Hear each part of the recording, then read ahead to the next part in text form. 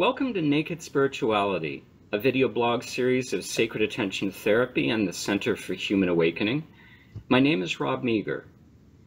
For more information about sacred attention therapy, the Center for Human Awakening, and our video blog series, please visit our website at www.centerforhumanawakening.com, and center is spelled C-E-N-T-E-R, forhumanawakening.com. These video blogs are intended to be spontaneous, unscripted dialogues between myself and other participants of the Center Study Group, and our guest today is Lorna Bryant, and we'll be talking to Lorna about her contributions to the study group through Sanctuary with Eden. And I'd now like to invite Lorna on screen. Hello, can you see me? Lorna. Hello, Robert. It's nice to be back with you. It's nice to be back with you. Sorry, I'm just fiddling with my computer there. and in this absence in the video blog, you've been continuing to adorn the study group daily with your amazing posts. And I remember it was way back in May of 2016 that we talked about the possibility of coming together again for another video blog, and perhaps on a regular basis, however that's defined, to dive into some of your transcendent sharings and teachings on the study group. So that's how I'd like to use this perhaps inaugural regular video blog between us to dive deeper into your sharings, because they're amazing. They truly are just amazing. And to give a little bit of background to those who are watching, you put up a post that always has a graphic. Often there is a quote that's overlaid the graphic, and then below it you dive deeper into that teaching that's shared on the graphic. And I'm going to start with one of these transcendent teachings. And it begins with the following quote. It says, quote, "Outside of the mind, but within the heart, lies all that you are, all of creation," end quote.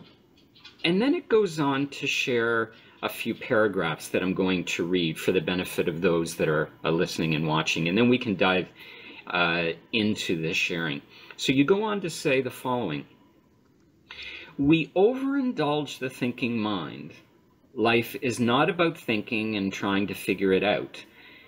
You are life itself. Figuring out life is a useless concept which causes a sense of separation anxiety and takes so much effort. The mind is a fixed concept, useful at times for practical things, but not in understanding life, the bigger picture, the great mystery. Thinking is merely consciousness playing through this form. You do not need to manage life, it will manage itself. You do not need to explain life, life needs no explanation. To try to organize it is to disorganize yourself. When you fully and wholly understand that your mortal form is but a vehicle for the play of consciousness, you will no longer need to think much at all. You will no longer need to invest so highly in your individual sense of self-importance and identity. The play you are acting in is but a manifestation of consciousness through physical experiencing and phenomenal expression. It is not consciousness itself. When you look in from outside the play, there is nothing to figure out. There is just absolute awareness, unity, peace, stillness, and true clarity where no thinking mind is present." And then you include a question. You say, "Can I come to the edge of my own being?" And you offer the following answer: no. The body is not infinite, only life itself is infinite. In using the mind to attempt to compartmentalize and define life, to box things, to wrap things up, apply labels and conceptual absolutes, you move further away from your true, unified, full expression of self, the infinite self. The body will die, but you will not. You are eternal, timeless, and infinite in your truest essence. You cannot contain the ocean of absolute consciousness with thought. Concern yourself with this knowing instead of thinking. Yeah. And when I reread that for the purposes of our sharing, what comes to mind, pun intended, is this deep sharing in your sharing of the idea of the thinking mind, and how,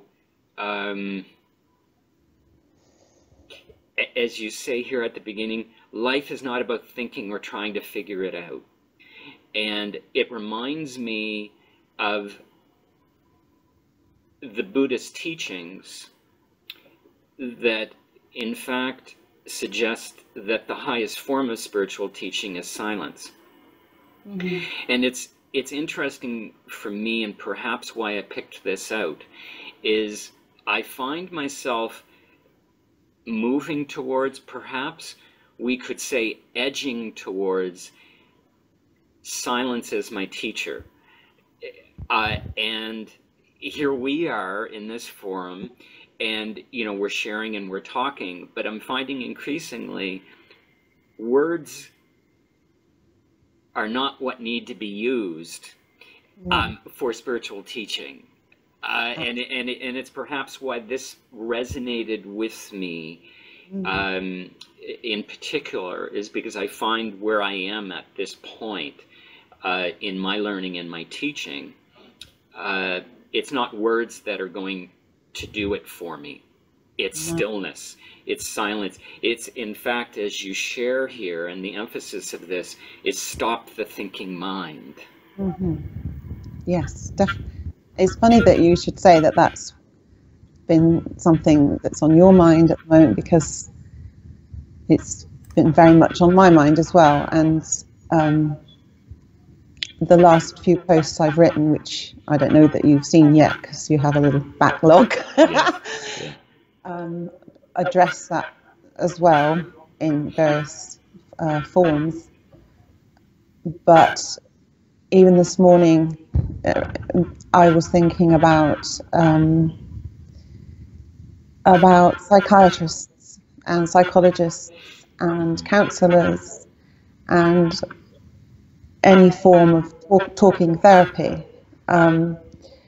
Not to discount them at all, of course, but and I've had my fair share of them through my life, but none of them really have resonated with me on a deep enough level to heal the things that I needed to heal to get to the point that I've got to now. And I have a lot has been happening since I last spoke to you, in not just in my life, but in terms of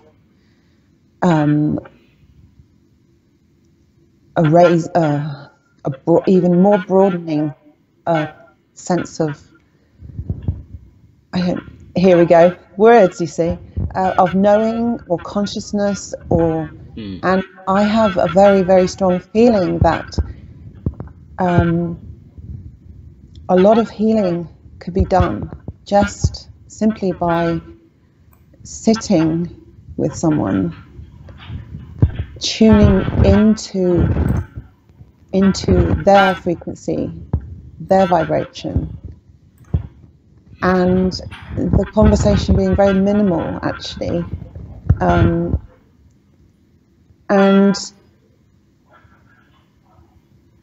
what I find is, if I look into the eyes of someone, whether it's been a client or a friend, or in fact someone I've been in hospital with who has come to me, if I truly look into their eyes and I silence myself completely, it's not, it becomes a non-physical communication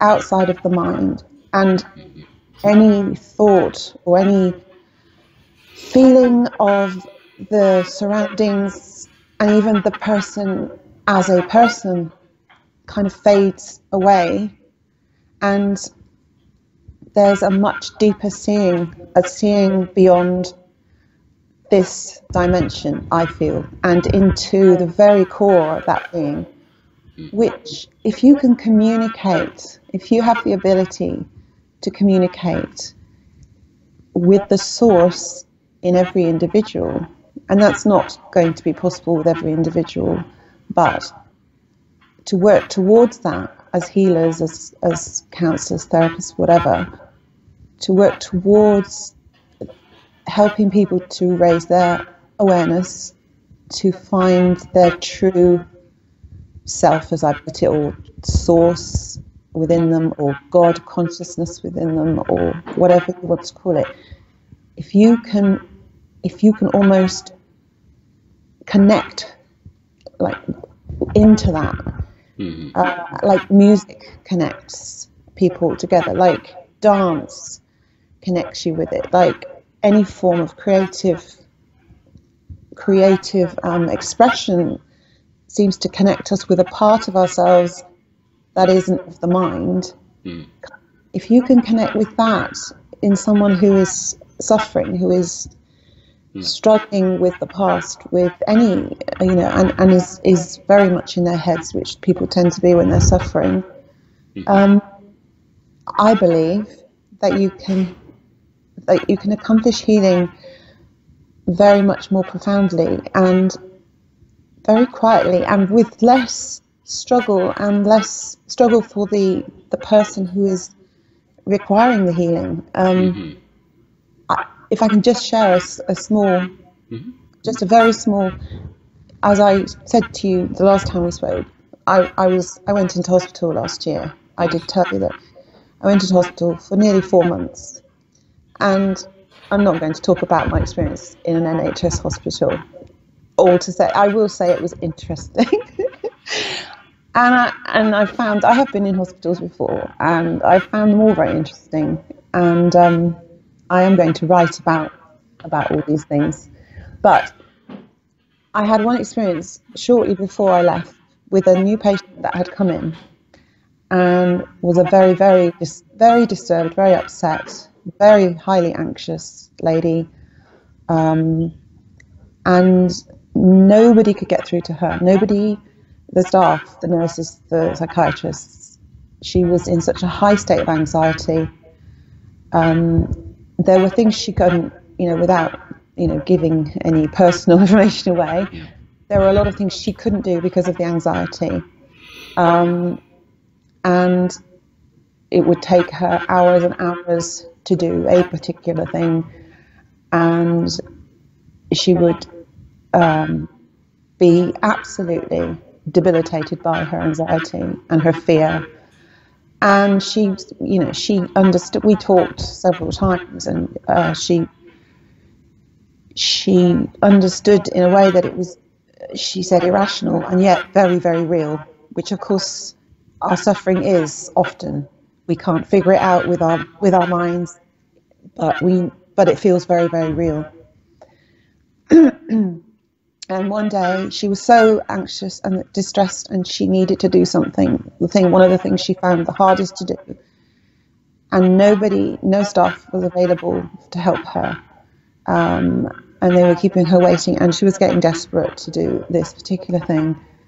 And she asked for me. And I wasn't supposed to go and counsel other patients or talk to other patients, but by that time, to be honest, I had lost a lot of faith in the hospital anyway. It wasn't long before I was about to go myself, and I didn't really care. So I thought, I'm going to help this woman in whatever way I can, even if it's just to sit with her. And I went into her room and I sat with her, and she talked, and I said very little actually. And what I did was I just looked into her eyes. I completely lost any sense of myself as a physical form. And I said, I don't even remember what I said to her. I said a few sentences very gently, which I felt inspired to say. She calmed right down, and she got up and she went and did this thing that she had never done before on her own. And she did it in 20 minutes, which usually took 3 to 4 hours. And she came out and she came to find me afterwards, and she was absolutely over the moon. Now, that's just an example. I felt a very, very special energy in the room. I just went with that.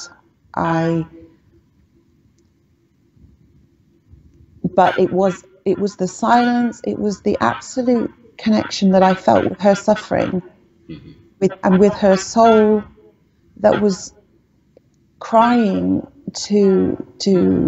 crying out to be heard, but she couldn't hear it.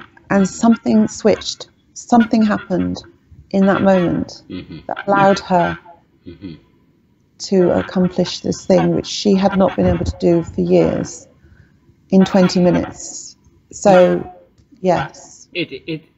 It's a beautiful sharing and story and experience that how I relate to what you just shared in the context of, you know, this beautiful passage we began talking about. And how I would describe it for myself is I have to remind myself to simply be with the person in front of me. Let go of my agenda, whatever that might be, and there's always one. There's always one. Let go of my agenda. Simply be with them. Simply be there for them. Allow yourself to simply be the conduit for the transmission of the energy. And I remember my teachers encouraging me always, always, always favor energetic charge over content. Content being the words, content, you know, content to some extent even being the movement, but tap into that energetic charge and allow that to lead the healing session. Yes, absolutely. And I think what we forget, what we need to get rid of is this sense of a therapist and a patient or a client, and that separateness. You know, already you've set up a separate, you know, a duality, a division. And what I'm talking about in that post is that the real self, the consciousness playing through the form, it's the consciousness, it's that omnipresent, eternal, timeless consciousness that actually we don't even have to, it's not a case of tapping into it, it's actually, we are it. We are it. And if you believe that you have to reach for it or tap into it or turn something on before it can be, again, you are creating a separation from it, or a sense of separation from it. So it's more a case of dropping the mantle of your physical manifestation, just letting it, you know, like a cloak. We put it on. We as a person, we wear a cloak or a mask, and we play out different characters in our lives. And you know, being a therapist is playing out a character in a way. Being a, you know, all these labels that we give ourselves. That's something else that is really on my mind at the moment. Is labels, and the way that, you know, it adds to that I am something. I am somebody. I am something special. I am something different to somebody else. And actually, yes, in the phenomenal world, in the experiential world, we have different roles with different jobs, but in the eternal, timeless consciousness, there's no separation, there's no labels. Yeah. You don't have to reach for it. It's already there in you, within, around you. You are it. And it's just dropping that illusion. It's just, you can put it back on again to do your daily chores and your jobs and be a partner to someone. You know, you can enjoy life, but it's when you forget. The word that came to me this morning when I was thinking about you today and talking was amnesia. Mm-hmm. Amnesia, in the sense that it's like we have forgotten who we truly are, where we truly came from, and what the purpose of physical form and the physical life was for. And it was, I believe, and I'm told and I feel, it was for the absolute, for the God consciousness, for whatever you want to call it, source, to experience itself through physical form, to experience all the diversity of human life, but in a playful way. It wasn't for suffering. And what happened somewhere along the line is we forgot that, became so invested, and so it became so real to us that we forgot what it was all about in the beginning, and we started to suffer. And we've taken on the mantle of suffering more than we've taken on the mantle of joy and playfulness. You only have to look at children to see that, where as soon as they're old enough to start playing, they are creating characters. But they're still very much in touch, unless the conditioning has started, and they're still very much in touch with that magical, mystical world where everything is possible and anything is possible, and they believe that. And this overindulgence of the thinking mind begins very early. It can do. Yes, I mean, you're very lucky if you get parents who understand about this and don't do that, don't start putting on the. But as soon as you get a name, in a way, as soon as you're given a name, you become a somebody. And we kind of need that. We need, there's a lot of talk about getting rid of the ego all completely and all this, and getting rid of the mind completely. You don't have to get rid of these things, because in the physical life, they play a part. But what happens is they become the most powerful. They become the controlling part of us. And we believe them more than we believe our source. And then we kind of sever. You can't really sever the connection, but it feels like a severance. It feels like a disconnection, because you feel lost. And you have people saying, I feel lost, I feel lonely, I feel isolated, I feel misunderstood, I feel, all these things, because all they believe is what their mind is telling them and what their ego is desiring and chasing after, some happiness which is already there. And I think it's only in silence that you can truly. I was going to write a post, and I still am going to write a post. The last couple of posts I've written have touched upon it, but about this silence, because I think it strikes me that a lot of people, when you say learn to be silent, learn to be still, learn to be empty, learn to be nobody, as in nothing. When you say those words, nothing, empty, silent, people panic. They're scared of it. They're terrified of it.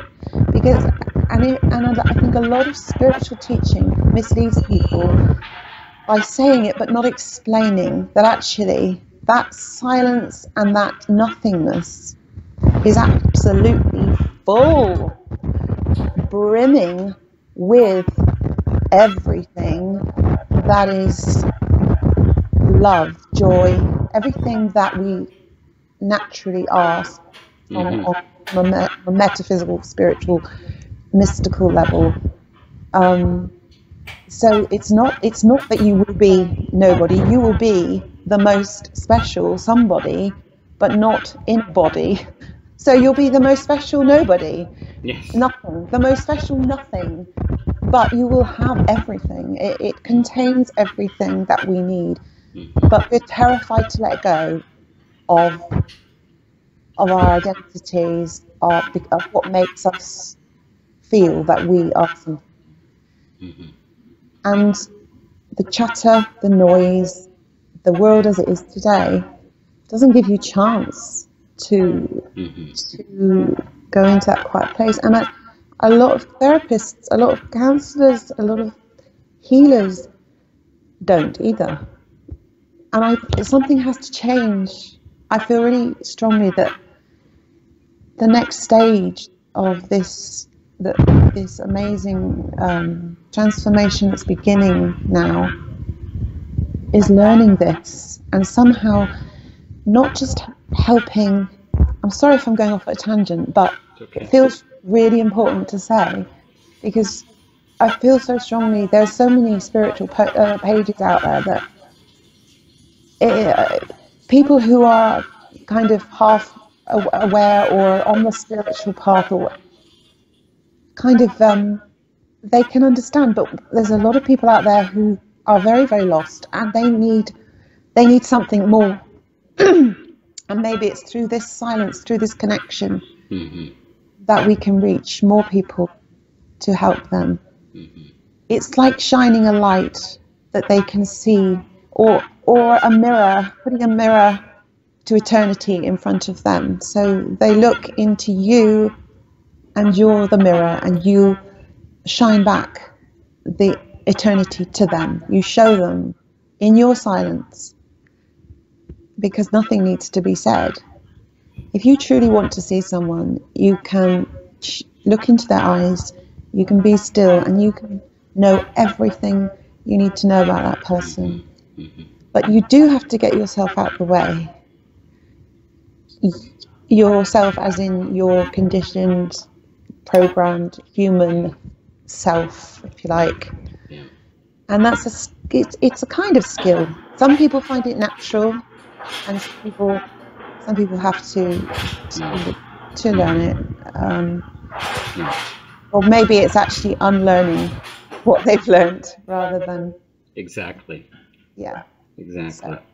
It's beautifully said, and Lorna, I think it's a beautiful place to leave our video blog for today. This was so wonderful, and I'm encouraged, and I'll encourage us to continue on in this theme of bringing to the video blogs some of your beautiful teachings, and then having this dialogue. It was just wonderful. Thank you.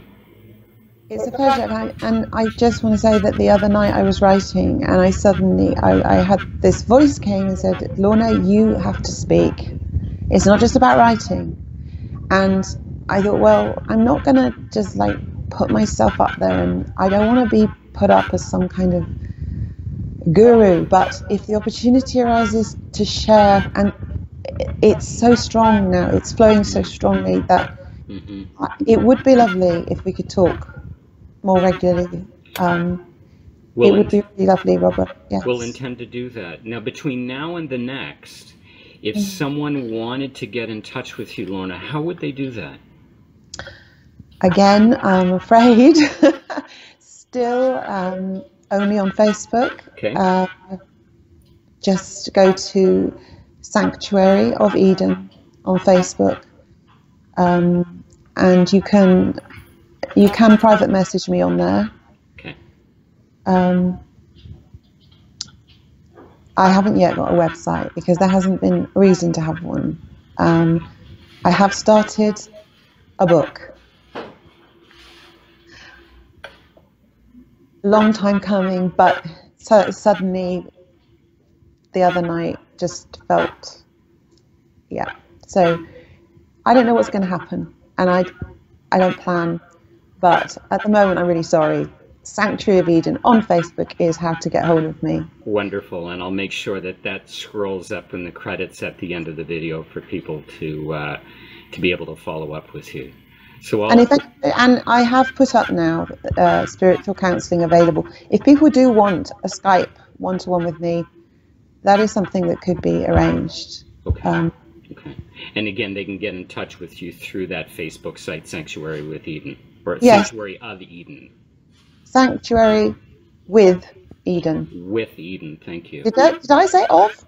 I wrote down of initially, but it's Sanctuary with Eden. We'll get that correct. Okay, thank you, Lorna. Until the next time. You're welcome. That went very fast. Good. Namaste, Robert. Take care of yourself. You too. Bye-bye. Bye-bye.